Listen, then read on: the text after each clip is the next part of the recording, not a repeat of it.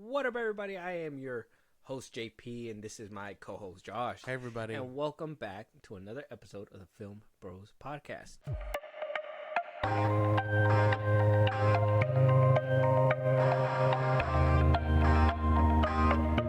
Josh, we got a good episode today. Okay. Might be a roller coaster of emotions.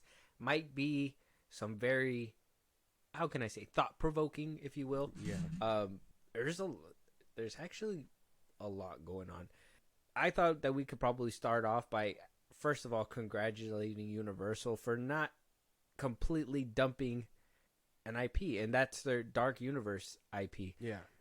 It wound up getting revived. Mm-hmm. It's going to be used for a theme park attraction over there at Universal Studios Florida. And I just thought we'd just start with some good news. And I'm gonna hit us again with some good news, and then we're probably gonna get into the juicy stuff. I just wanted to kind of touch up on this to kind of, show that Universal can do other things. I know that they try to take off with their Dark Universe back in 2017, 2016, and failed miserably. Oh yeah, that was ass. Everybody hated The Mummy. I think that was the first one, and that Dracula Untold movie. But the first official launch of the Dark Universe was supposed to be The Mummy. I guess they made Dracula, and they were like, we can connect something to that. And then they were like, The Mummy is going to be like that launch. Mm-hmm. Yeah, no, it didn't happen. They did something with those characters. I mean, they had Invisible Man. I don't know if you remember that movie. It came out back in like 2019. Yeah.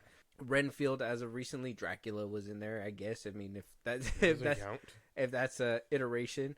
And I think they're making a Wolfman now. So, I mean, Dark Universe is still kind of alive. They're just doing it separately and not in a universe. They were just like, we tried. We're not doing that again. So, yeah. I mean, a lot of the movies work better solo anyway, Like, not everything needs to be connected. And I know at that point when they were trying, it was supposed to be a whole franchise to rival the MCU or whatever. Everybody was trying it. I don't know if it was like to rival. I don't know if they were. I mean, maybe they were aiming for that. They wanted the big dollars, but I think established franchises also make sure that money's going to steadily come in.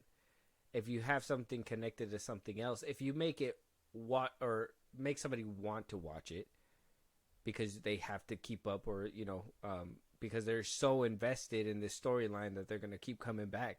That's another reason why to have a franchise as well. Like, especially, one as big as, James Gunn is working on the DCU, but like Marvel's been having, I think they're literally the only ones with a successful like universe. Yeah. Does the Godzilla verse doesn't count? The Kaiju verse? The Monsterverse? Yeah. Whatever you call it. I guess it counts, but we'll see how long that lasts. It looks like, that new Godzilla versus Kong isn't really hitting a lot of people. Yeah, I think Monarch might be the final like stepping stone, but I don't think another movie is gonna be worth it. I heard the Apple one was good. That's why. Is that Monarch? Mm-hmm. Yeah, okay. I heard that one was good. I haven't watched it. I want to watch it. I think we gotta get the free trial. Yeah. Yeah, I want to watch it. $7. So, we'll get around to that, but I think if the MonsterVerse can get how many movies are they in? They had Godzilla 1 and 2, Skull Island, Godzilla vs. Kong, one TV show, The Monarch, and what's coming up is Kong and Godzilla. Yeah. So that means 5 movies.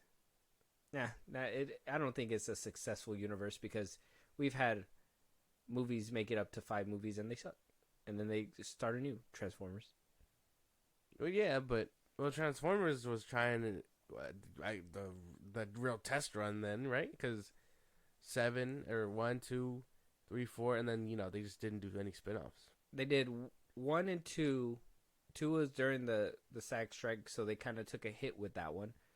They made a lot of money with 1. I can't remember the exact numbers. 2 kind of took a hit, but it still was kind of catching up to 1. I think that third one made hella. Yeah, it peaked at 3, and then lowered at 4, got even lesser at 5. Yeah, and then they rebooted. So you can have those kind of movies, but then slowly die off. And we're at where we're at right now with the Transformers franchise. So you can have a successful. I think a successful like universe won't happen until like you're about 10 movies deep. I would say Fast and the Furious is probably, if you want to say a successful like universe, the Fast universe. Yeah, I guess. I mean, because even then, 7 made hella, and then 8, 9, and 10 made a decent amount of money. Too. Yeah, 8 kind of dropped, but it was kind of like a plateauing kind of thing, and then X kind of didn't really do too much. Yeah, the X tanked.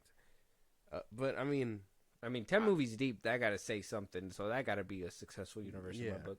Yeah. Universal's like, I am not gonna stop. See that, and Fast is from the Universal, Universal Studios. So they're just like, hey man, we're not gonna stop. We're still gonna make movies. We're gonna use Dark Universe for something else. And I mean, using it for a theme park, that sounds pretty cool. It only sounds cool if they use it for like Halloween. I think keeping it year round would kind of dull it. Yes, but I mean, how many other places are really doing that where you can get your horror fix in just like a certain part of the place? And then obviously nobody, because that's but dumb. I mean, it could be a good gimmick too, and Universal hire me, whatever. But like, it could be the Dark Universe in that section, and then during Halloween it could be like, oh, the Dark Universe took over the whole thing, and just slowly as like it gets closer to October, they can start decorating around the place to kind of show that it's filling up. And then by Universal Studios is Dark Universe during October, that doesn't work. Cause give me money. I don't want to. Huh? I don't want to have to like see them get stuck with one gimmick either. Their whole Horror Nights thing like revolves around using their different IPs that they got. Yeah, they'll still be using different IPs. Last year was The Last of Us. So like have certain themes and stuff like. Well, yeah, I mean they could. Another workaround. Every year could be a certain character taking the lead. It's just easy. That's lame. What do you mean it's lame? This is lame already.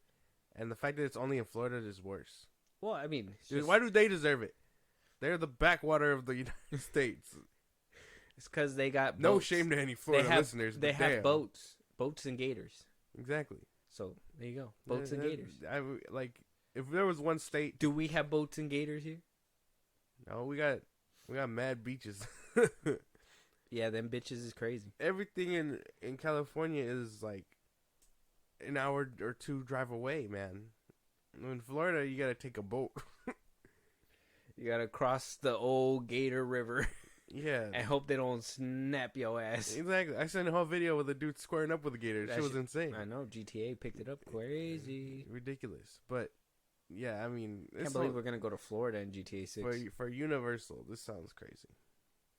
Good for them. Good for them for not just dumping the whole thing. They were probably just like, what can we redust off? We got this IP out of the public domain for the next 15 years. What are we going to do with it? Like, that's literally probably what the thinking was. And use it for the theme parks. I would have said take another crack at the whole. I mean, hearing that Johnny Depp was the Invisible Man, that was so... blew my mind. And it never fruitioned. Remember when they took that mean old picture? And they were like, oh, yeah, look what's coming. And, you know, we saw Wolfman, who was going to be Wolfman and all that stuff. And I was just like, I was excited. I was super excited. I was hoping that they were going to try again. Or I don't know why they saw The Mummy just flop. And they were just like, oh. I guess that's one movie Tom Cruise couldn't sell. Which is insane. But I guess it was like a complete teardown of what people expected The Mummy to be. Yeah, because that was supposed to be all action packed, and while the OG it had some action. The whole mystery of it was the mystical side, the curse and all that mystery, and then it had comedy too. Yeah, and that one was just like a retelling of in a lame way. I think. I thought it was pretty epic. Tom Cruise just couldn't sell it. Why does he gotta run? Why does he have to run in every goddamn movie? He always got to show off his chops. It's in his contract. Falling off a plane in that one. Yeah, he fell off a plane, but then towards the end, like, when she's chasing him down the street, he, like, runs down the street. He's just like, fuck. He's like, oh, she's chasing me. He's I wasn't built for this. I can outrun her, and he kind of does. He's just like, damn, that boy fast. Yeah. He's already down the block. Yeah, how did he get... Tom Cruise, that you? Breaking the fourth wall, as always. Damn, I really got to stop dropping this thing. But more exciting news. Oh, well, let us know if you guys are excited. And if you guys are from Florida... and you guys are excited for the Dark Universe, let us know. That's interesting. That first of all, you're from Florida. Second of all, you're invested in the Dark Universe. Yeah, insane. Mostly the Florida thing. Just saying. Get out while you can. Yeah. Moving on though, Jim Carrey reporting back for Sonic 3, and this is coming off the heels of him saying that he was basically retiring, and that unless a movie comes to him with like the best script ever, which I think his word was, it needs to be in gold ink, basically, like it has to be good. And I mean, they put out a teaser today. I don't know if you saw the little teaser that came out. I don't think so. No. I'm gonna show it to you really quick, just so you can see what the teaser was, and let me know if you can pick up on the voice at the very end. Okay.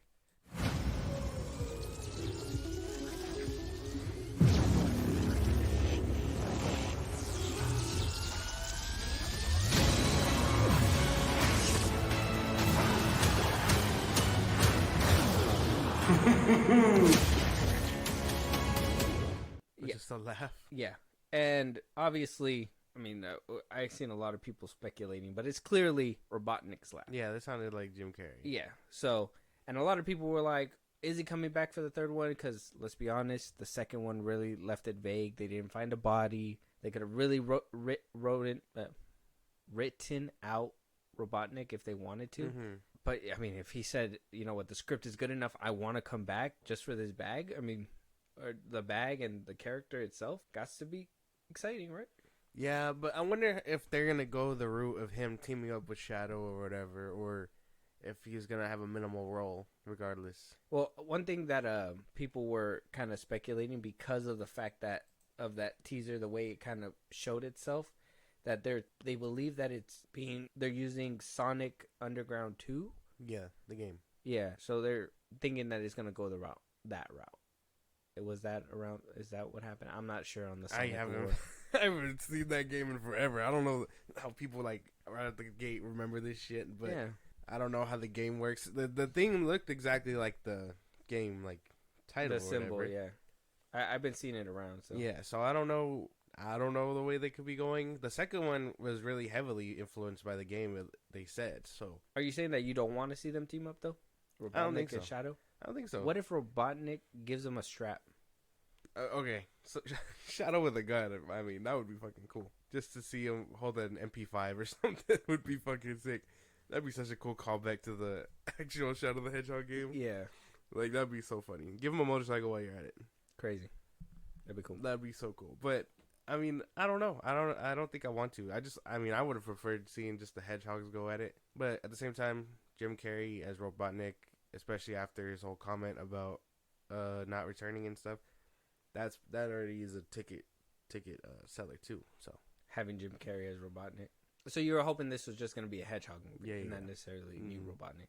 But what if I say Robotnik's the PB to Sonic's J? I don't know. I don't think so. Yeah, like what if they have to go together? Like, isn't that I don't remember a lot of Sonic, but from the little games that I remember, it was always him going after Robotnik. He always was in there. Some shape. Yeah, I only remember the cartoons. Yeah, the like cartoons. The Sonic X, the anime looking one. Yeah, and then the one that was on Disney XD or Disney, where he was like short and stubby. Yeah. So I remember Robotnik being heavy, but I mean, I don't remember him being what? Fat? What? Of course he's fat. Of course he's heavy. What are you talking? No, I mean heavy as in like heavy, like prominent in the fucking show. Oh, okay. Oh my god. But I would have preferred to see just get on Jenny Craig, Robotnik. I would have eat a salad, but like I would just prefer to see Shadow because that's what they're doing on the Netflix cartoons too. That whole the new one that's coming out, I think it just got like its second season or whatever. Mm-hmm. It's just the hedgehogs, like the Sonic characters, like the animals, I guess. So you would just prefer all all of the animals. I don't know. I think you can't have Sonic without Robotnik. I think you can have Sonic versus Shadow, and that'd be just as good. Well, yeah, but who's gonna point Shadow in that direction? Why can't Shadow point himself in that direction? Because he clearly needs somebody to point. I don't think so. Why would Shadow just have random beef with this blue hedgehog? Because he's meant to be like a superior version, like how they say Superboy is supposed to be for Superman. But okay, all right. But let's just use it for with movie context. Robotnik completely was kaput, and the people that made who was making Shadow? I don't know, the fucking nerds, the scientists. Was it Robotnik's people or was it the government? I think it was the government. No, I think it was the government because they randomly found him. I can't remember. Who randomly found him? Oh, the government found him. Yeah. So Robotnik was doing it. And then they were like, "Oh, we found your shit." Is that not what happened? Yeah, I guess to a certain extent, yeah, that's what happened. I don't remember. I don't remember either. I gotta rewatch it. I want to rewatch it, and that especially ending. that Knuckles show that's supposed to be coming out. Like, I don't even know what happened to that. Oh, it's still supposed to happen. It's supposed to come out on Paramount Plus. It just depends on when that's actually gonna happen. Yeah. Idris Elba. I mean, the SAG strike probably affected it too, and I don't think they were making it until after Sonic 3, right? No, I thought it was supposed to come before Sonic 3. To bridge the gap or what? Yeah. I don't think so. I don't think that's what we discussed. I can't remember. Oh yeah, see, they're in it's in the works, but it's not gonna happen until after Sonic 3. Oh, are you telling me we're not gonna get another movie then? After Sonic 3? I mean, no more Jim Carrey Robotnik after that. Oh yeah, but that's because there's other things to be going on. Like at one point, I want to see Silver. So like Who? Silver. I think he's a hedgehog. He's a time traveling Hedgehog? Hedgehog. Okay, so you know that, but you don't know the other things that I had asked you? About Robotnik being his PB? No, that too. No, about the game. When I had asked you No, about the game. I don't know the fucking game, dude. PB. That predates me. Like that. Oh, does it? Oh, youngsters. Yeah, youngsters. And on top of that, we got a bunch of casting. We got new members that are going to be joining the Sonic 3 in undisclosed roles, but people are speculating a couple of the roles. So we got the usual Jim Carrey, Ben Schwartz, Lee Majdoub, and Idris Elba. Obviously, Knuckles, Sonic, Sonic's handler, Ben Schwartz, Colleen O'Shaughnessy, Tom Butler, James Marsden, and Tinka Subter. Yeah. Reporter O'Shea Hennessy. Yeah. The new cast is led by Kristen Ritter. She was in Jessica Jones, Marvel's Jessica Jones. Yeah. Jane Magnolis from Breaking Bad. Chloe. Oh, wait. No, that's another thing that he was in, I guess. And apparently they're speculating that Kristen is going to be playing Rouge the Bat. Yeah. That's the speculation. Nobody knows, but IGN is kind of reporting that. I would imagine. She gives me that vibe. Yeah, so we got a few characters. So she's not even going to be live action. She's going to be a voice. Yeah. You think she looks like Rouge the Bat? No, but she has the like stoic attitude that I imagine Rouge would have. So I think she can play that kind of like person. So you think they're probably on the money when it comes to that one? Yeah. Which is crazy because they didn't tease any other hedgehogs, which obviously is probably supposed to be a surprise. But didn't they tease Tails in the trailer for Sonic 2? Yeah. If I remember. I would think you would want to show more of the hedgehogs and whatnot. Yeah. So either that's not it and we're completely off the mark, or that's it and they're just waiting for something to happen and show up. Yep. I don't know. This is a lot of like casting too, and then we don't even know what characters they're playing. Are these all just voice actors? Are we all like, what if we are just gonna get like the gang of different Sonics or different, hedgehogs and whatnot? Yeah, creatures. They're all different animals. It makes sense. I think that's that's probably the one problem because they're all animated little creatures. Eventually, the humans will kind of just fade out, which would be kind of weird, but that's assuming that they do that because Paramount, we talked about it earlier, they're in charge of the Transformers franchise and everything, and they couldn't seem to let the human element go. You know how a lot of people were just wanting the Transformers to do Transformer shit on their own. Yeah. They just refuse to let go of the people. So I mean, who's to say that Sonic's not gonna go that same route? Has to be easier to do hedgehogs and all that versus CGI. Full on like more than 6 foot tall Transformers. No, especially on Earth. It gotta be way worse because it has fur and everything. I don't think so. Yeah, we got fur and all that. It moves, getting wet, all the animation, facial expressions. You were just watching a video about how what Michael Bay had to do to like pre-face CGI like robots and stuff. Yeah, that is 10 times harder than what I imagine running around. Looks like No, because that means that they have to put a stand-in, like how they did when they took the picture of Shadow, and they showed the sneaker or whatever. You would have to put the stand-in, and have these people talk to the stand-in, and they would have to erase it just like everything else. And yeah, it's smaller, but there's more detail that I guess a robot, you need to have a lot of detail too, but gears moving. But facial expressions and everything, that's something that needs to be put into this. And on top of that, like, you got to make them right, and then you got to have a backup budget just in case, backlash from the internet says you didn't make the animals correctly. That's the only problem, though, because, eventually, what's his name's not going to want to do it either. The guy from the first one. Or the guy that's been in it. Not Jim Carrey. Ben Schwartz? His friend, yeah. Sonic's friend. The one that's, supposed to get his life together. He's going to go down the route like Sam Witwicky. That's why. Eventually, he's not He died in war. Oh, my God. And now I'm a lonely hog. Yeah. Basically. Hedgehog. He's an alcoholic hedgehog. Yeah. He's actually turning into Shadow. That's mad depressing. But, yeah, no, that's the thing. Eventually, they're probably not going to want to do it anymore. And I don't know. Maybe they can go the route of, the anime and make it a kid or whatever and have them be friends and do adventure shit. So it could work out. Yeah, it could probably turn too childish at that point. I think they're trying to keep it at a good medium where it's like adults and children. I think it's still there.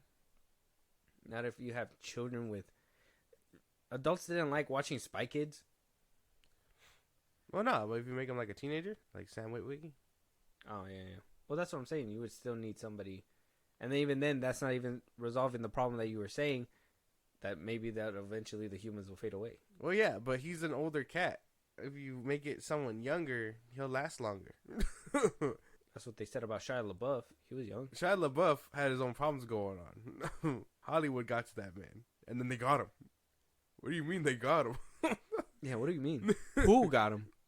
They got Who him. got him? He used to share his dungaroos. Well, let us know what you guys think about the casting. Are you guys excited to see Sonic 3? Are you guys excited to see Jim Carrey back as Robotnik? Do you think he is the PB to Sonic's J? Let us know out there. And if you guys don't know what PB and J is, it's peanut butter and jelly. I shouldn't feel like I have to tell you guys, but I'm going to let you know anyways. Moving on, though, we got some big changes, some big issues. I don't know if you've been hearing all the controversy. Now, this is where everything's about to just go a little sour. Now, it just depends on your POV, too, because we have talked about this. I mean, you told me, and I quote, Netflix is killing it with the anime adaptations. Yeah. Yeah, right? Mm-hmm. I remember that. Mm-hmm. You said One Piece was great, if I recall, right? Yeah. And then, is there any other ones that you liked? Did you like that Cowboy and Bebop? I didn't watch it. No? Oh. I wasn't a fan of that anime, regardless, so I didn't check it out. I heard it was decent, and then it just didn't get the viewership, so it just got canceled. I think so. that One Piece is the only one? Yeah, they're like 1 for 2 right now. Or 1 for 3, right? Something like that. I think they did have a third one. There's a third one? It was the Cowboy Bebop, and then I think they're in development with the third one. With the third anime adaptation. I can't remember what it's called. Okay. Oh, it's the... Fuck. What is it called? It just hit me, but I can't remember the name. But they do have a third one coming out. I remember seeing the trailer for it. Third one. Damn, I can't remember the name. It's going to be bothering me. I'm trying to think, too. But either which way. So, I know this isn't, considered an anime, but we are talking about Avatar, The Last Airbender. Yeah. It's going to be coming out pretty soon. It's getting closer. So now we're hearing a lot of things from producers that are trying to hype the show up, directors, cast even. And apparently things not looking so good. Lots of red flags. Lots of red flags everywhere. Have you been hearing any of the controversy that's been happening? I've been hearing that they changed things and that it could be D.O.A. So I don't know. Okay. So we're going to find out if it's D.O.A. or if we could survive certain things. Okay. And I wanted to start with this one of the producers' comments that kind of unlocked Pandora's box. He does have a big, long conversation with IGN, but I'm only going to read this one question that the IGN interviewer gave to him, and basically what he says about what the show is bringing to the table. Okay. And just to kind of put a little preface to it, the only reason why we're going to start with this one is to kind of show you what we're about to go through. Okay. Or to kind of give you a little taste about what's about to happen. So, he was asked by IGN A big question surrounding the show is how much are you guys changing and how much is staying the same? How much freedom did you feel when it came to remixing the storylines and putting your own spin and liberties on them? IGN asked. Producer Albert Kim, I've used the term that this is a remix, not a cover, in that you've got to hit a lot of familiar notes, but you can't forget that this is supposed to be a new song. So obviously there are story points and characters that you have to do fairly faithfully from the original, but at the same time you're literally translating something from 2D to 3D, and that meant dimensionalizing the story, talking it into new places, filling in some of the gaps. There are certain scenes that you never saw in the original, whether it's attack on the Southern Air Temple or the Agni Kai between Ozai and Zuko. And those are the things I knew we needed to see in order to make it feel much more grounded as a live action show. So it was about feeling your way throughout the process where we can take the story into the new directions that still feel true to the spirit of the original. And that's when it all comes down to making sure it feels like it was Avatar in spirit. So just let me know what you got out of that. It's a remix, not a cover. I actually like that saying. That's not like, I'm sure this is a shit show, so I'm not gonna give them too much props, but I actually really enjoy that. Like, if people could really use that for everything that they were trying to do, it would really set the precedent of, is this a remake? Are they just retelling us what we know? This and that, right? Like the Mr. and Smith show. Like, that's actually a really nice quote. I can't even be mad at that. But if they're cutting out filler, I understand. But if they're cutting out pieces of the story that were kind of really, like, important to Aang and things like that, or Aang and his gang, right? And Zuko and all them, like, then that is kind of a disservice, because those not only were those things kind of important to the characters, but at the same time, then you're ripping away elements that make it important. You know what I mean? Like, I know this is just season 1, and they're supposed to be doing book by book, like the movie was trying to do. Yeah. So this is just the first one, but imagine down the line when they got to do a 3rd season or whatever. I know that one kind of rushed it because they couldn't get a 4th season out. But the whole reason of that beach episode in the 3rd season of the cartoon, when Zuko was like losing his shit, there was a bunch of build up and arc from previous seasons in that rage. I wouldn't want them to sacrifice that kind of character development or story element because it's a remix. You know what I mean? Kind of. So you don't want them to take out certain things and traits from these characters. Yeah, for the sake of trying to be different or whatever. Because you can cut out filler, but you can't cut out things that were important. You know what I mean? Like the Secret Tunnel episode.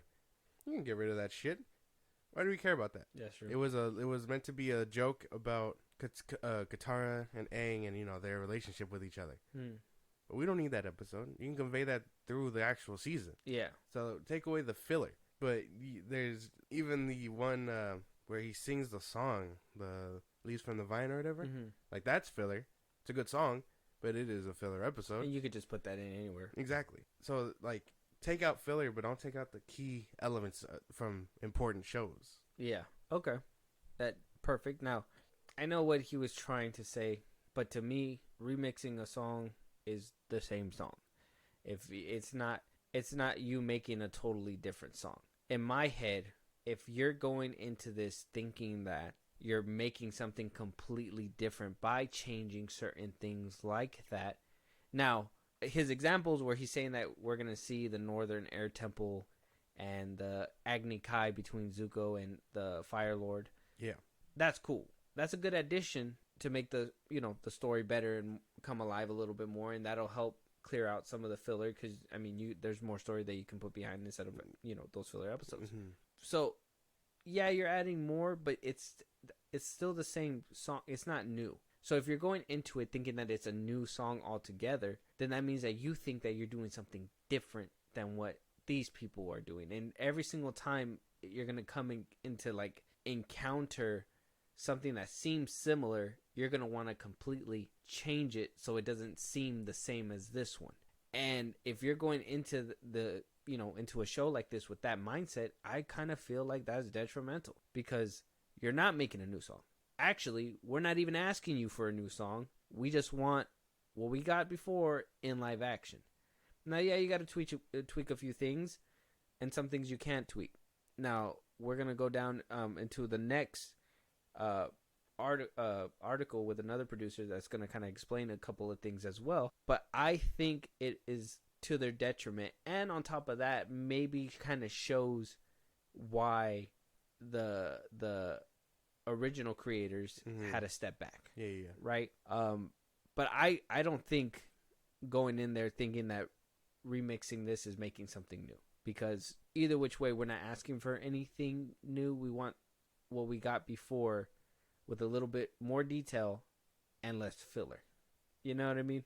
That's why. So that whole line, and why I like it so much, is because sometimes it's just taking what you know and flipping it on its head, basically. And But that's what this is. But that's not what people want. Well, yeah, no, we don't want it flipped on its head. Of course not. That's not what I'm saying. We want a little bit. Let me finish. Okay. That I know that's not what we want. We just want kind of a retelling of the cartoon, but in live action. You know, better fucking bending and shit like that than from the movie. He's trying to say it like, oh no, it has the characters and everything that you like, but we have to change it up a bit for this. But this is gonna hurt a lot of the fans and stuff of the OG. Ones that are grown enough to even enjoy this. So you think that thing. this is him prepping for the backlash? I think so. Dude, covering his ass a little bit. Especially because that doesn't sound good at all. Either, regardless. That doesn't sound like a oh, you know, we got something in the bag, you know? It sounds like, oh, we did something, and if you don't like it, well, it's a remix. Mm-hmm. You know what I'm saying? It's not the same as what you had. Exactly. And that's what I'm saying. I don't think that it's a remix. I think if it's a totally new song, fine. It feels like that's the way that it's going. Now, I don't have a gripe with every single change. I think this one that I'm about to read. Albert Kim also says, with the whole live action and, you know, bringing it from animation into live action, he goes on to say, all 3 seasons of the animated series essentially take place in the course of 1 calendar year. There was no way we could do that. So we had to design this first season especially to accommodate the possibilities of some time elapsing between the first and second season. The comet was their ticking clock. We removed that particular ticking clock from our show for now because we couldn't know exactly how old our actors would be for the subsequent seasons. We definitely thought about that going into season 1 so that we can accommodate for puberty, adolescence, time passing, all those fun things that happen to real life human beings that don't happen to animated characters. So this one is one of the first changes. A whole calendar year, he says, season 1 through 3 takes place. Damn, I didn't even know that. I mean, I thought it was like about a year and a half to 2 years. I didn't think it was all 1 year. I didn't even know that. I didn't know that was the timeline in the actual show. I didn't think so either. I thought it was more spaced out than that. Like years? A year and a half at most. That's what I was thinking. I was thinking like a year and a half to 2. You're telling me well, okay, I guess that makes sense because, I mean, he was forced to learn everything kind of quickly. Yeah. And then, you know, even then he didn't master fire. Oh, that's true. So it would have been like about a year. It makes sense on paper, but in my head, that the way the cartoon plays out, it doesn't. Yeah, I haven't seen it in a while, but it sounds to me like it probably would have lasted a little bit longer than a year, but not 100%. They traveled a lot in a year. I mean, I don't know how fast the bison is. So. Yeah, that's true too. My boy's like Superman flying around the world. So that's one thing that they're adjusting for their actors is the comet and it taking a year and all that stuff. So then what are we going to be chasing in the what are we going to be chasing in the first season? If you know that, are we going to know that a comet's coming? We just don't know how long it's going to be, but then wouldn't that be dumb because at that point it's no longer prophesized that this is the day that it's going to happen? Yeah, you know? The whole point of the comet was what pushed Aang and Gear to learn water and then earth and fire in the time span that you're saying he learned it in. Yeah. It also doesn't help that Aang's whole character arc in the first few episodes is that he doesn't want to take part in any of that. He wants to live his childhood life. And then they push him. The comet and the timing and stuff is what pushes him to learn. So you're telling me we're just going to get him wanting to learn water? That doesn't make any sense. You need something to push him in that direction. Yeah. That doesn't make any sense. It doesn't seem like we're going to have any pressure for him to move on with the story. But unless they're gonna do like a revenge plot, like, oh, I know that the Fire Nation was the one that destroyed it. Even then, like, what is he gonna do? What are they gonna do? Like, oh, the Fire Nation's coming for the Water Tribe. I should learn water to combat fire. That doesn't make that water extinguishes fire. That already doesn't make sense. No. Yeah, no, that doesn't make much sense. So I mean, that's gonna be out. So no go. I mean, I understand accommodating for the actors and everything because obviously they got to be around for multiple seasons. They're obviously gonna grow, but taking away all that stuff, it's gonna take away the sense of urgency of the situation. Exactly. Like, oh, he destroyed the temple. Okay, well, genocide happens all the time. I'm sorry. Well, not nowadays, but like, you made it sound like it was another Tuesday. Yeah, I mean, it's happened in the history books. But yeah, damn, that doesn't make any sense. Because I understand the whole real life aspect. And that's the case. Why didn't you get people that were older? That are going to kind of look the same for a while. Exactly. Like the Stranger Things kids. Like, I know that you wanted, young actors to play the character. But it also, wouldn't you have planned in production for all this too? Where you would have kind of been like, okay, we should probably write all the scripts first. Make sure where we're going to take this series. Boom, put it on paper. Cast the people and try to shoot it back to back. Exactly. Just so you can make sure that you maybe have a new season every year. I understand maybe quality, but maybe, push it to where, VFX people have enough time to make it happen. At that point you can give it the stretch, and then by the time your second season's in production to do CGI or whatever, you're already rolling the cameras for a third season. It's coming out this year, huh? Yeah. I think this month. And I think when we saw the little timeline, the fourth season is not even supposed to drop till 29. Something like that, yeah. Unless theirs different than the OG creators. Yeah. 28 or 29. Timeline. No, because the timeline that we saw, it had the studio that they made, the Avatar Studios, and the Netflix one mixed in. Remember, we're going to get a couple, like, adult Aang animated movie and all that stuff. Well, yeah, but wasn't that before they left? No, that was at the same time. It doesn't matter if they left. Netflix is doing it on their own. They're working at Avatar Studios, but because they signed a deal with Netflix, they can produce the show, which I'm pretty sure they're regretting now and would have preferred making maybe a Paramount Plus original or something. Basically. So I don't know. That's one thing weird that they're changing. Let us know out there what you guys think. The comet is not going to be that's so dumb. in effect in the first season, and this isn't going to take a year for them. It's going to take longer. What big changes can I think in the movie it was because of the comet, right? Yeah, that he pushed himself. They were moving. He was copying the cartoon. Yeah, so.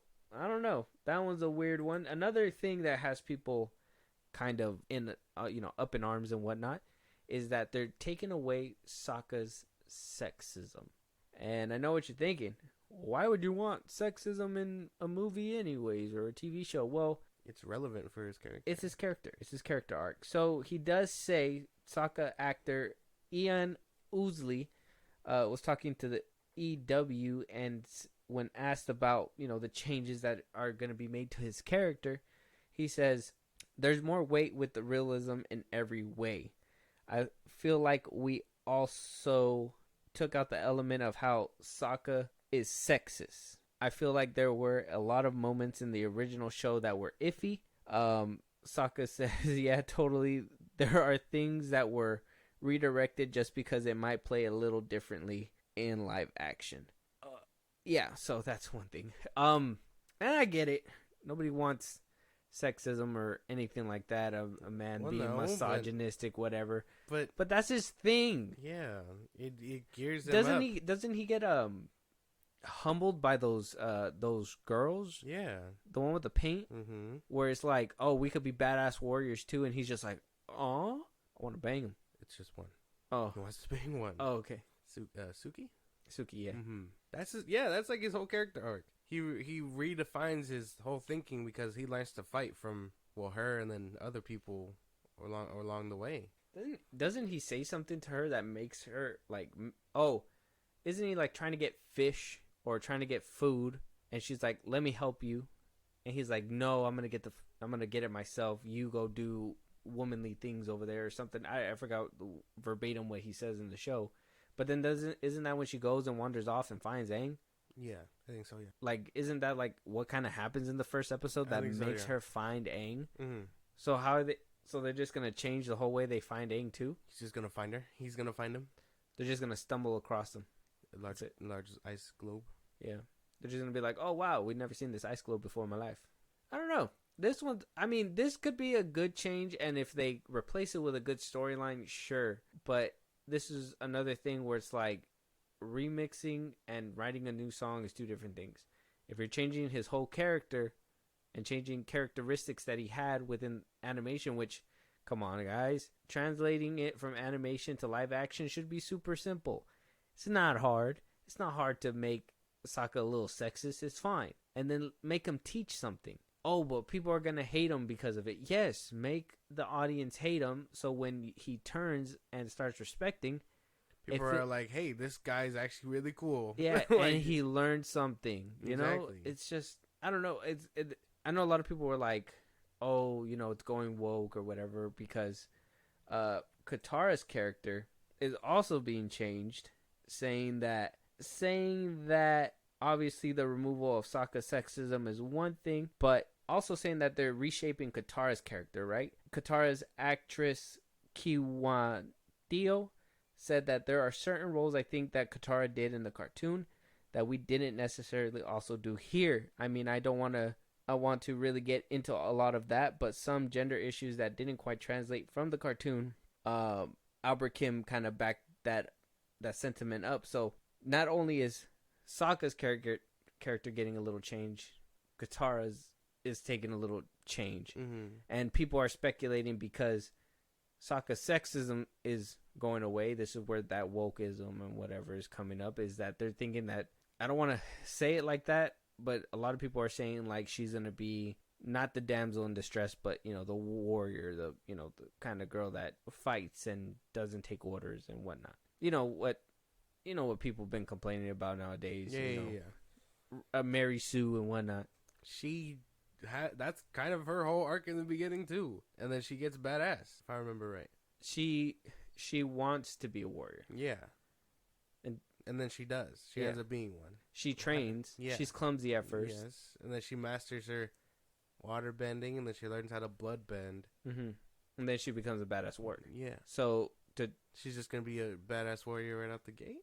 I don't know. I guess that's not too big of a deal. But again, stripping away character arcs like that is crazy because now you have to find something just as powerful as that once was to replace it. Yeah, what is she gonna learn? She's gonna start off right off the gate, like New Game Plus. She's gonna have all the perks and everything. She's gonna start soloing everybody. Yeah, I can bloodbend. You'll be like, Sokka's gonna be like, no, you can't help with this war, and she's gonna be like, what'd you say? Because like bloodbend. Because a big moment was when she beats Zuko's ass the first time. Oh yeah, because they were fighting near water and stuff, but she beat his ass regardless. Yeah, so that was like a big moment because I mean she was supposed to not be a warrior, and she kind of did it to protect at the time. Dang, yeah. I don't know. This show sounds crazy because it sounds like they're replacing big moments like that. So we got 3 red flags, 4 if you count the statement that Albert Kim said about remixing and not cover. Yeah, I don't know, man. Katara's being changed, Sokka's being changed, timeline is being adjusted, no comment. Sounds like the original creators walked for a reason, and that reason is coming to light. And maybe you're right. Maybe they're preparing for some backlash to happen. Maybe they're just like, hey man, brace for impact.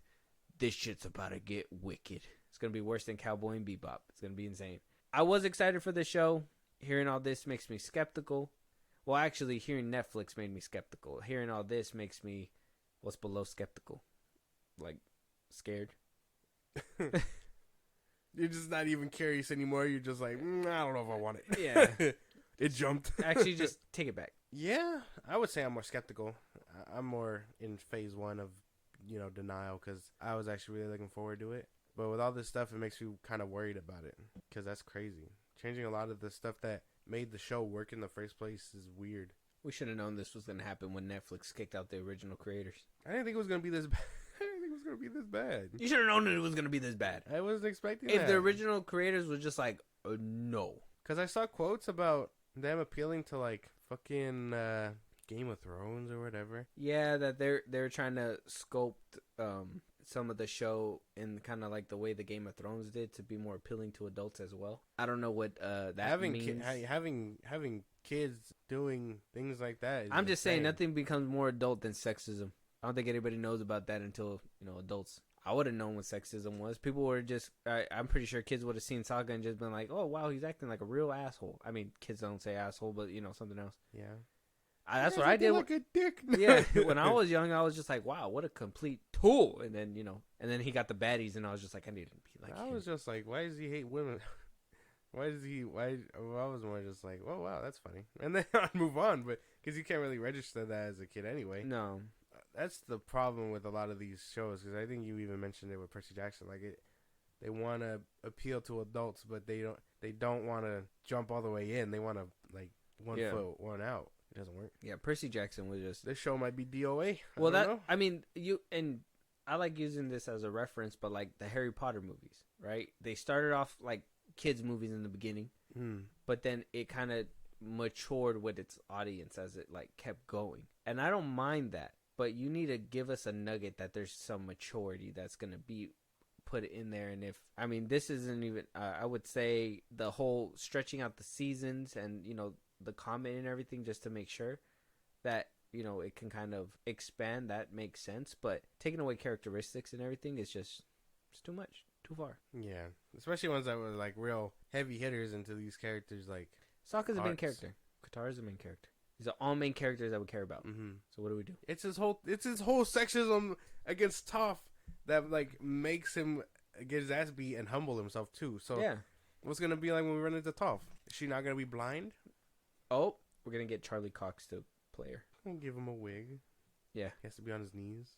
Mm-hmm. Well, I mean, they're changing things up already. Why can't she be a man? Why can't it be Topher? I will air out Netflix. There's no way. Yeah? Yeah. We're going to burn that motherfucker down. Exactly. Makes me want to burn this motherfucker down. Let us know what your guys' thoughts are when it comes down to these changes. Are they red flags? Are you excited about this? Is it 2023 and we should leave all this in 08, 06 where this show came from? I don't know. Let us know out there. Kind of curious. Yeah. Josh, is the MCU dead? I don't think so. You don't think so? I think it's on life support. Oh, okay. I don't think it's dead. Beep, beep, beep, beep. Nah. I don't think it's completely dead. I think it's getting there, yeah. I don't think life support. I think it has a viral disease. And I think... My God. I think it just the needs... MCU caught COVID? Yeah, I think it just needs to, take some time off, take a break, lay down. I mean, to be fair, it had a break, kind of, when COVID hit. Oh, that doesn't count. Actually, I think COVID did a lot more damage to the movies than anything because they had to, rewrite certain things. I know Falcon and Winter Soldier, they had a whole, viral outbreak plot line that they had to completely scrap because of COVID. You're like, racism. No Way Home was, as much as we like that movie, we can painfully say that it was a lot of green screen. Yeah. A lot of small rooms. I mean, what's that famous scene where the Flash is, on his phone and it's a big whole ass green screen behind him. So I think COVID kind of hurt Marvel in that time, which they should have really went back to the drawing board and figured things out and maybe took a break after Endgame. But, maybe that was the universe telling Marvel, hey, man, chill the F out, bro. But I think their true pause is here this year, 2024. No movies except for one, Deadpool 3. Yeah. This is do or die time, in my opinion. I think you're right. It might be the best way to say it is life support because this movie, I think, is going to determine whether or not the plug is going to be pulled. Will we see the MCU to live another day or we won't? And apparently Matthew Vaughn kind of agrees. Talking to the post-credit podcast, he was asked about Deadpool joining the MCU and what he thinks about, Ryan Reynolds making that leap and whatnot. And Matthew Vaughn goes on to say a few snippets that I know about Deadpool versus Wolverine or Wolverine versus Deadpool. I'm not sure that I'm sure that argument between Ryan and Hugh is happening as we speak are unbelievable. That's going to be a jolt. The Marvel Universe is about to have a jolt of them, and it's going to bring that body back to life. I think Ryan Reynolds and Hugh Jackman are about to save the whole Marvel Universe. And a lot of people heard that and they came out saying, what? Marvel's not dead? Marvel's not dead. Still alive, still breathing. Yeah. They're still making bangers. We're back. Oh, it's Joe over. We're back. It's Joe over. You know, it's like, it's a roller coaster that I think we need to stop kidding ourselves. I think we need to understand that Marvel's in a state of, I would say, flux, but I don't think, we're in a state of flux for sure now, because I think they're taking into account all the backlash that they received off the last few projects, Phase 4 in particular, and they're revamping. That's why Deadpool is the only movie in this whole 2024 season. Yeah. Though I think Matthew Vaughn's being a little over dramatic, kind of, but I think he has a point. I think Deadpool 3 is going to make or break it.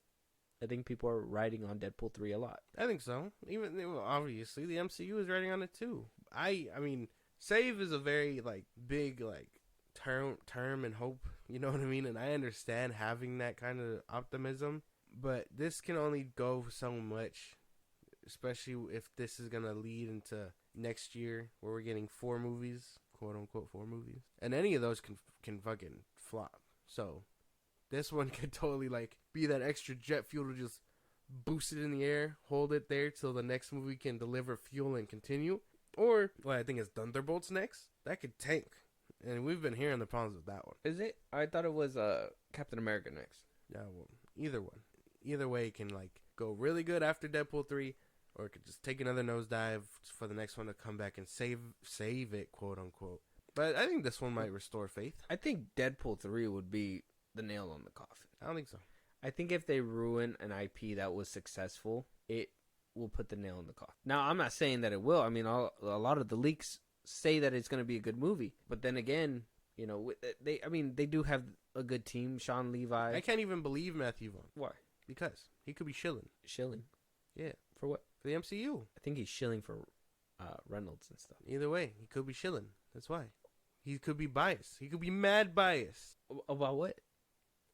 About the MCU and with Daredevil and hyping it up and stuff. He could be biased. You mean Wolverine and Deadpool? Yeah. You said Daredevil. Deadpool, the MCU, whatever. Well, I mean, of course. He's shilling. He could be shilling. Can't believe it. I mean, he made X-Men First Class.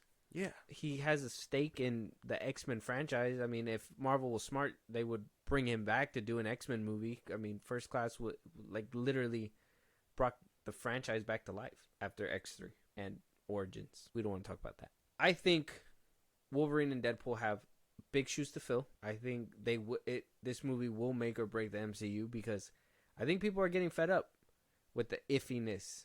And I think if they don't nail Deadpool, and I think if somehow Marvel manages to fuck up Deadpool, and I don't think Reynolds will allow that. And I was saying, Sean Levi and Reynolds have worked with each other multiple times already. This is their 3rd film together. Free Guy, The Atom Project, and now Deadpool 3. Yeah. Both those movies were pretty good. So I have faith in them. What I don't have faith in is Feige and the Marvel machine now, because of the fact of everything that happened. And I think a lot of people can share that sentiment.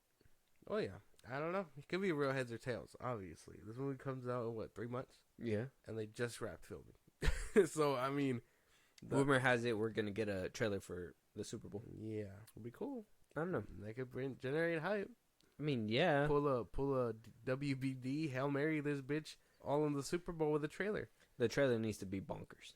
It needs to give us enough for people not to guess the whole movie that they've been trying to do. I don't even think that's the problem. I just think that I think the trailer needs to attract everybody. I think we can be honest and say that the Marvels didn't really attract a lot of people.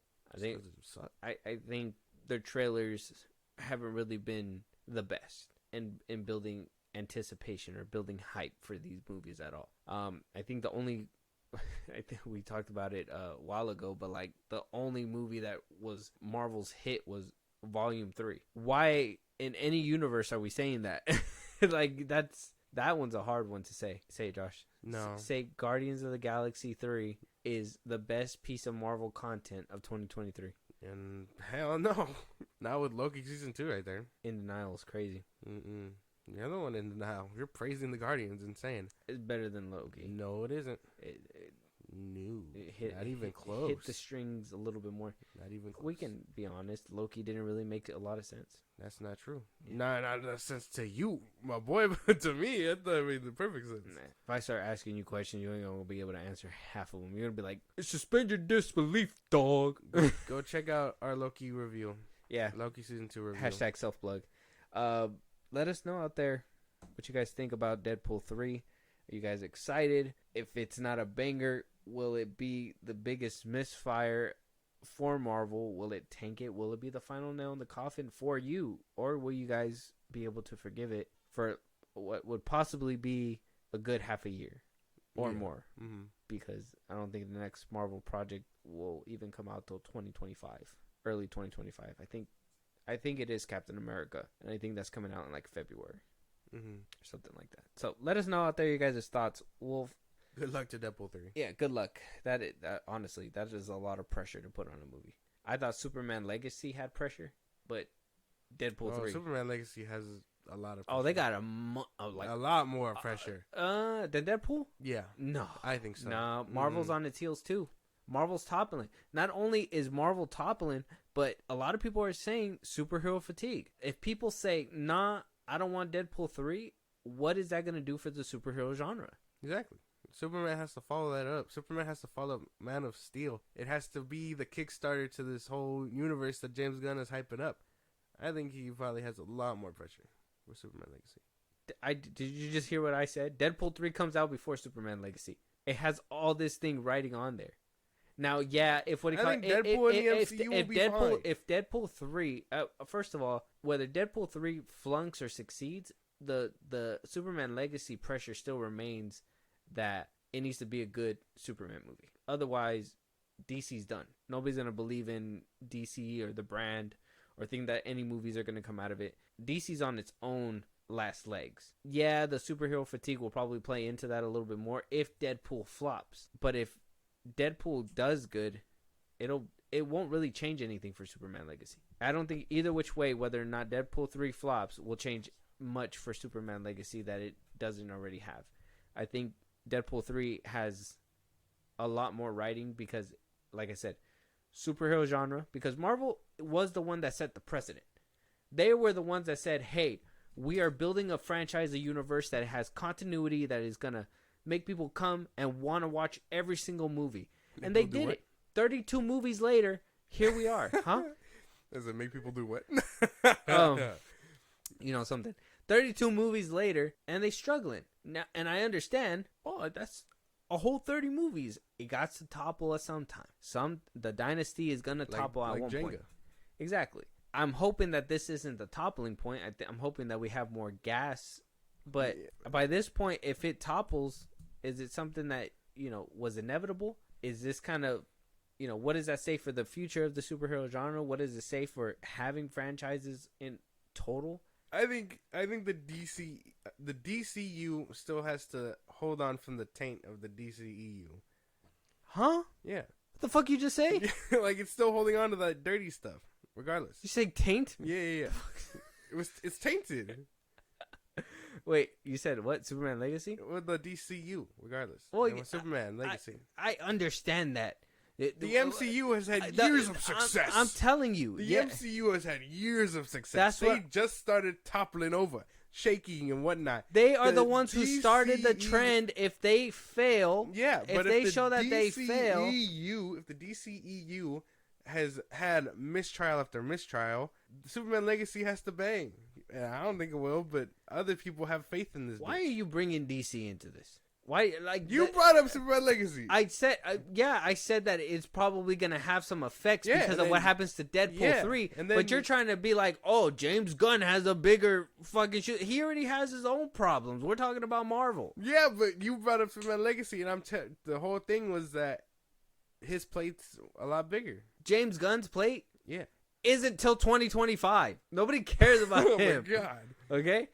I'm talking about Marvel Deadpool 3.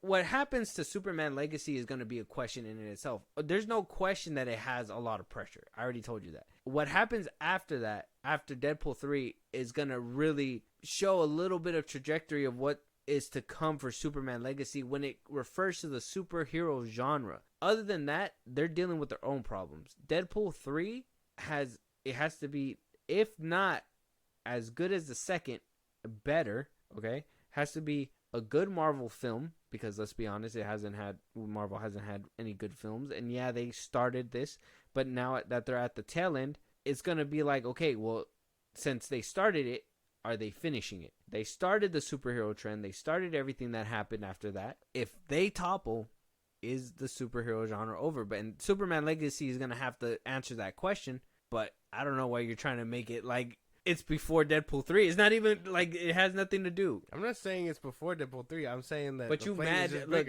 I think you're just trying to beef with James Gunn for no reason right now. There's no topics with him on here today, and you just wanted to be you like, brought up James Superman. Gunn, welcome back. You brought up Superman Legacy. This is insane. And then you brought up Guardians, like you're me writing this man for some reason. I was just telling you that Guardians 3 was no the best fuck about that movie. Best thing of 2023 for Marvel. It's not. And how that is crazy to say. It's I not. said that. Insane. I said that. This is fucking insane. I said that. I'm not on his meat. I'm just stating facts. You just don't like to state facts. No, you like to true. stay in your little fantasy head where you play whack-a-mole with James Gunn's head. It's not true. It's like a white hair comes out of every single hole. And It's you're not just true. like, It's not true. It's not true. You're out of order. No. Yeah. Let us know out there what you guys think about Deadpool 3. What's writing on it, and will it save the MCU? Will it save the MCU and, by extension, hurt Superman Legacy for Josh over here? Jeez. Moving on, though. Dennis Avia saying that he's only making 3 Dune movies. Now, if we recall, there is 6 books in the Dune franchise that need to be adapted. Mm-hmm. But Dennis, the director of Dune, I don't want to say his last name. Yeah. He will be only doing 3, he says. Or the quote says that Dune Messiah should be the last Dune movie for me. The key word is should. He knows if he gets that fat stack, he's coming back. After 3? Yeah. I mean, you said the first one's really good. I haven't seen it. Yeah. You said the first one's really good. I liked Blade Runner. I think he's a great director. Dune Part 2, obviously, is already getting major hits. I think a lot of people are buying tickets. I think the tickets already went on sale. People are liking it. So you think if Dune 3 does good, he's going to come back. Yeah. I mean, he's a very established director. If he says I don't want to, he doesn't have to. Well, yeah, but we know a fat stack of cash hits his desk, he's coming back. He's not like Michael Bay. I don't believe it. What? Yeah. Oh, you think everybody's just bought with money? Yeah. Or, I mean, it would be cool if we got someone else. Like the...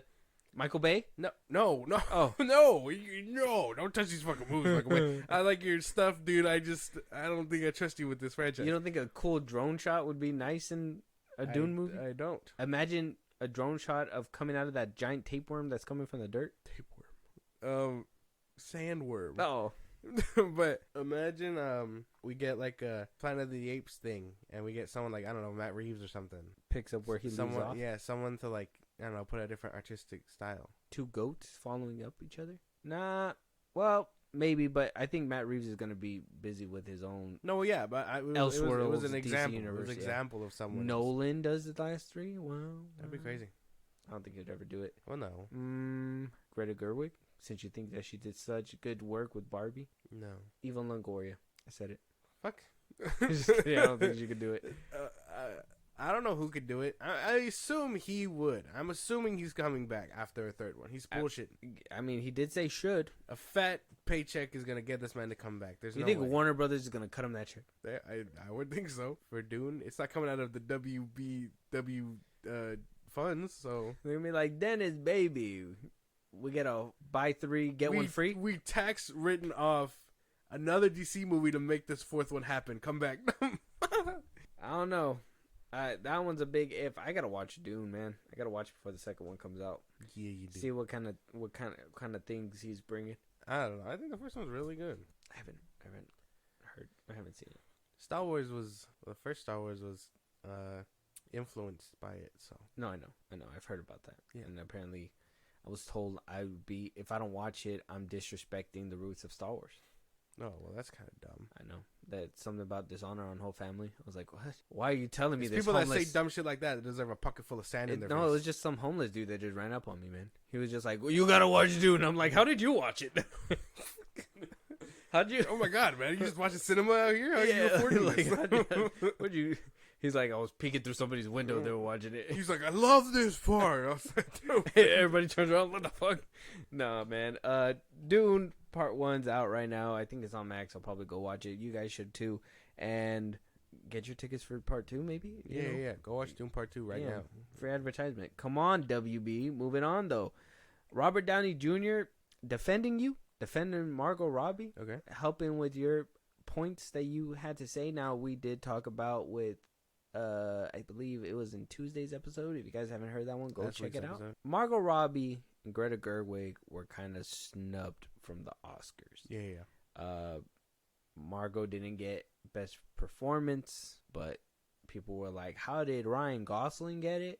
And then Greta Gerwig wasn't even nominated for best director. Yeah. RDJ was talking to other supporting actors at the SAG Award nominee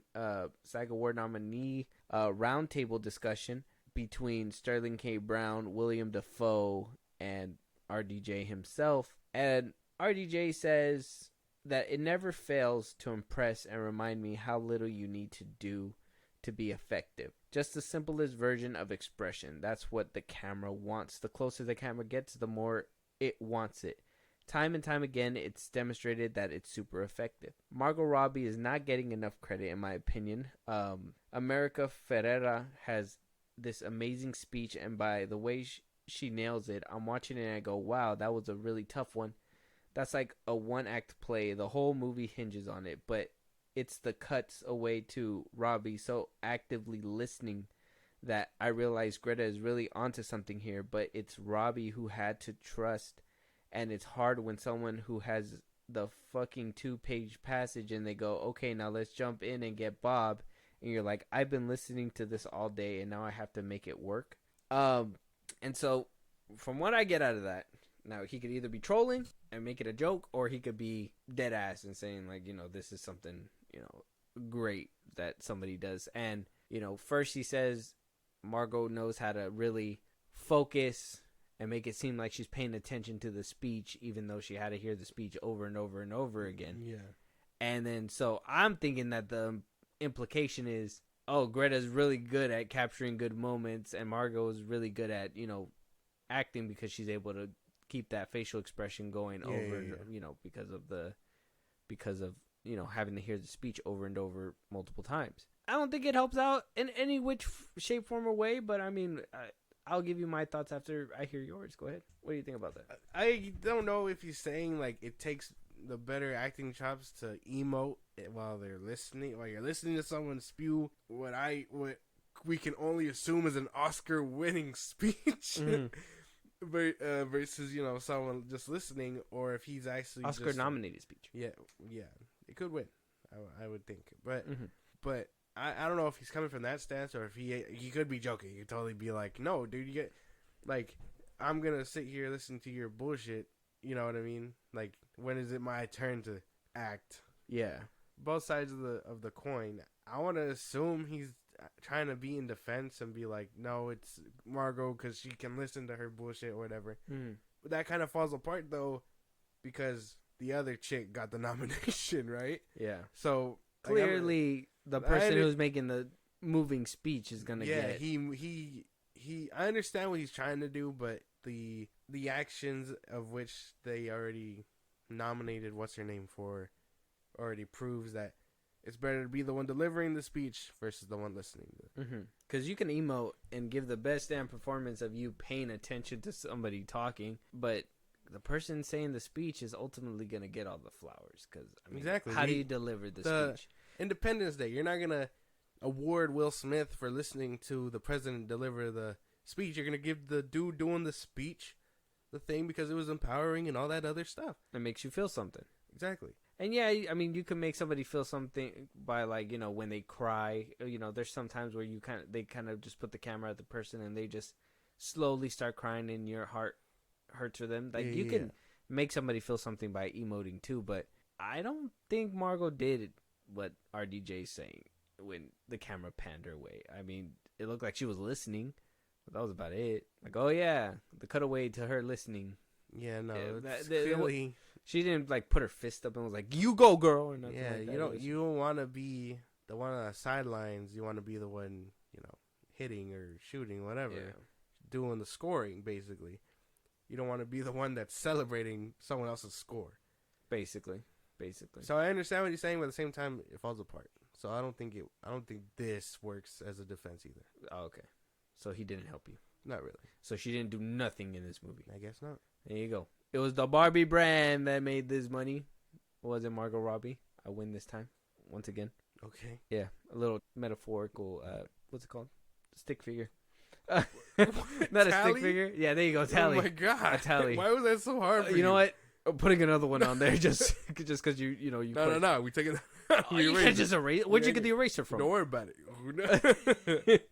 Moving on though, we got 2 trailers to react to. One of them, the first one, coming from Guy Ritchie. Now, the last movie we saw from Guy Ritchie, or at least I saw from Guy Ritchie, was The Covenant. I think you did the same thing. Yeah, I watched it. Yeah, we did a review on that. If you guys want to go check that out, it's out right now.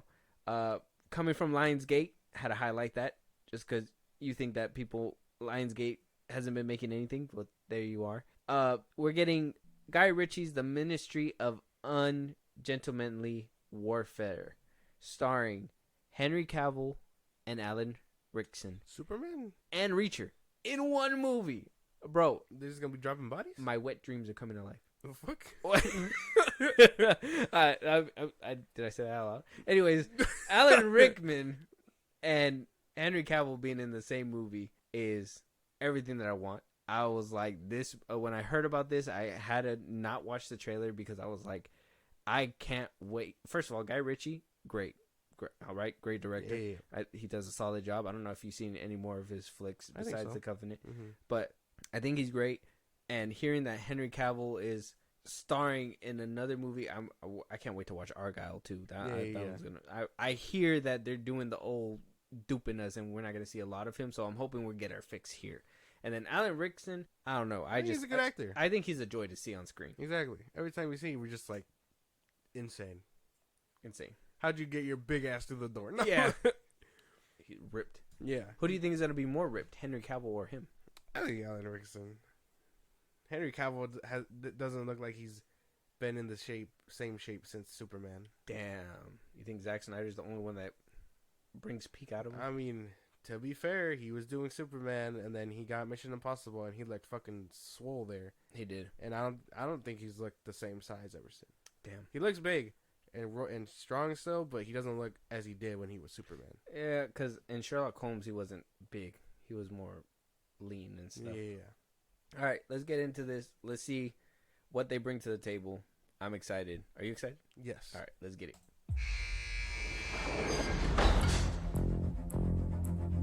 Gus March Phillips, I have a mission I want you to lead. Thank you, Sergeant. What's the plan? To neutralize the German U-boats in the North Atlantic. We're losing the war. Hitler's not playing by the rules, so neither are we. We both know that I'm not very popular with the administration. The reason they find you unattractive is the very reason I find you attractive. Wow. It's going to be good. That looks good, yeah. Another war piece. I'll never get tired of that kind of like wartime, all that stuff. I think it's like the retelling of those kinds of things, or whether it's something new from like David Ayer de Fury and banding like misfits together is always I think to see how these people all come together. I know Wonder Woman also did it, so yeah, and I think I always kind of enjoy this kind of thing. Yeah, first of all, Henry Cavill just looks like he's having fun and without the stress from WB. Oh. He's gonna fly like a bird. Hamada. He's gonna run away. I think those are two different songs. Oh, but either way, he does look like he's having fun. Yeah, it looks like he's enjoying life. Finally doing real work since leaving WB. It looks like. Yeah, because well, WB and the Witcher role. Because when he was tied to the Witcher too, it kind of seemed like he wasn't in anything. Other than, well, Mission Impossible. We still got Warhammer coming down the pipeline. This is coming out. Mm-hmm. I mean, I'm about it. That Henry good. Cavill's supremacy. I'm for it. 100%. Exactly. You need him to come back to the cinemas. Alan Rickman was bigger For sure. Yeah, he was bigger. That's what you see. Yeah, that boy's humongous. Like, I want to know how much he's paying his tailor to like put his clothes together. Because goddamn, he is too swole. Is he bigger than The Rock? I think The Rock got him beat by a little bit. I don't think so. No. Well, The Rock is like age on him. Oh, that's He's true. not as swole as he used to be because of age. Oh, that's true. That's true. Well, no, I think he was like in the biggest he was when he got Black Adam, wasn't he? No, I think the biggest he was when he was younger in Fast. No, he wasn't. Fast 5. Oh yeah, you're right. He was fucking huge there. Yeah, he was kind of. Well, I think it was all the tight clothes too. Kind of made him look bigger. The military. I don't know. He was pretty big then. I don't know. That's interesting. Can't wait to see him in Moana. See what he looks like in Moana. I wonder if he's gonna get big for that one. I don't think so. You don't think he'll commit? Rock, you coward. Check out the Ministry of Ungentlemanly Warfare. The trailer's on YouTube right now. Let us know your guys' thoughts, what you guys think about the trailer. You guys excited for Henry Cavill, Alan Rickson? It's great, 100%. The trailer is amazing. You guys should totally check it out. Really Moving good. on, we got a horror movie coming from Sony Pictures. It's called Terror. Yeah. Avantika. Yeah. Avantika is starring in this role, and Jacob Batalon is also going to be starting. Now, if you don't know who Jacob Batalon is, he's Ned from Spider-Man. Oh, He's starring in his first horror movie. oh fuck. And if you've never seen Avantika, she was in the movie with Rebel Wilson called Senior Year. Came out last year. It's a comedy. I thought it was funny. If you haven't seen it, check it out. Directed by Spencer Cohen and Anna Hallberg, so 2 directors on this one. It's supposed to be a horror movie about a group of friends who play with tarot cards. Seems pretty simple. I don't know. I know you're not into horror movies, but this kind of seemed like a lame concept for you. I'm so worried. Why? Because of Ned? You heard Ned and you were just like, Mhm. fuck. Yeah. What if he's a leading man?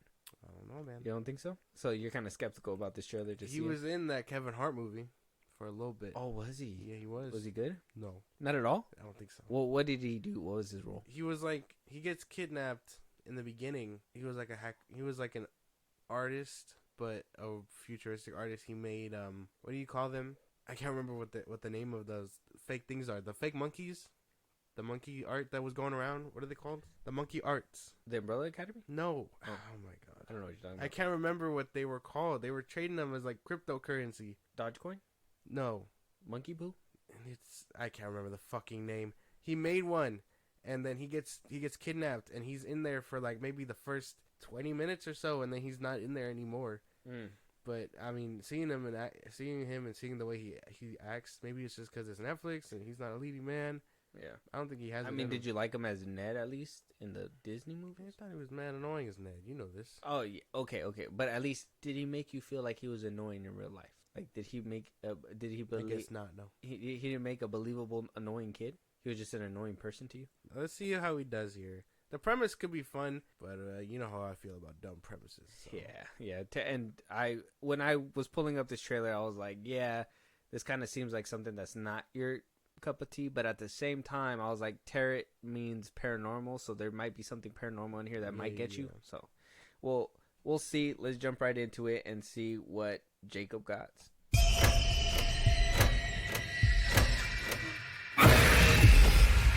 Damn, got me ready.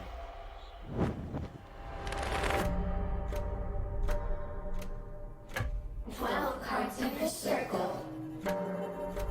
One more at the heart. With this final card, your reading will start. That's terrifying. Yeah, this old deck's kind of strange. Where did you find them? It's an unspoken rule not to use somebody else's cards. Streaming movie. Yeah. Streaming Unfortunate. Movie. Because it gives me like mama vibes. I think it would be scary, but I mean, we didn't really see much of their acting either. They just kind of told us banked on the scary stuff. Yeah, they didn't really show us like them interacting or showing some of the chops. Kind of were just like, let's just jump into the jump scares. Yeah, they banked heavy on that shit, which it could be also another red flag of just there's not a lot, so we gotta make it count. Yeah, I'm not banking on another failing scary movie. Yeah, well, I would just wait for streaming on this one. I don't know. It's coming out in May. Not really much to this one. It just seemed like one of the. It reminded me of Ouija. Yeah, you remember that one when it came out? Can Sony do horror movies? Like, what was the last horror movie Sony did? I think they do. They're hit and miss. That one. The Unholy. Didn't see that one. Don't Breathe. That's a good one. Yeah, Sony did that one. Slenderman. I never seen that one. Brightburn. Brightburn was alright. Can't even knock that one. Fantasy Island sucked. I didn't like that one. Don't Be Afraid of the Dark is good. So it is. He's a hit and miss. Yeah, they made the new Grudge. That one fucking sucked. Yeah, I don't know if Sony. Let's see if their scary movies can do better than their solo Spider-Verse shit.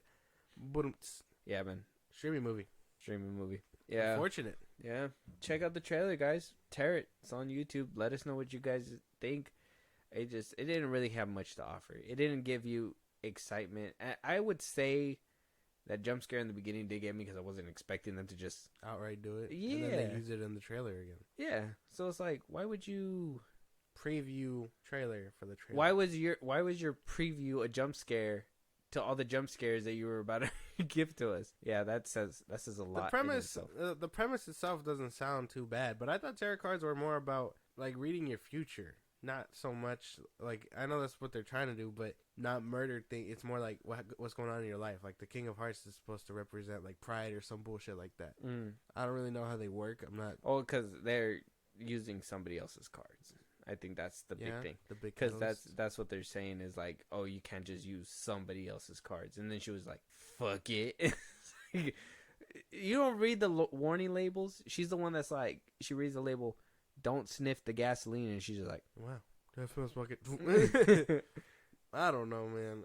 I can't bank on another terrible scare. Yeah, damn, we didn't even get to see his chops either. He kind of just stood there. Makes you really think about what they're doing with this man. I don't want to think about it. It's a shame. I don't want to think about it. It's a fucking shame. Either which way, let us know what you guys think about the trailer. Let us know your guys' thoughts on all the topics that we talk about. If there's any movie that you guys want us to review, if there's any topics that we should be talking about that we haven't spoken about on this podcast, you guys want to support us in a big way or catch a live one of these days, Josh, let them know. Twitter, TikTok, Instagram at FilmBros Podcast. We post new episodes already. Hit us there for any news or movies you want us to cover. You can support us in a big way. Buzzsprout links in the bottom of the socials I just gave you. It's like a Patreon. You subscribe. We give you special perks on the side. We shout you out in episodes. We'd appreciate it. You help the show grow. Listen to us anywhere you get your podcast at FilmBros Podcast, Spotify, YouTube Music, Apple Podcasts, things like that. We're on a bunch of sites. Check us out. You can be a part of the conversation. Twitch, when we go live again every Saturday and throughout the week. FilmBros Podcast. And then you can subscribe to our YouTube at FilmBros Podcast. And with that being said, we'll talk to you guys on the next one. Talk to you guys later.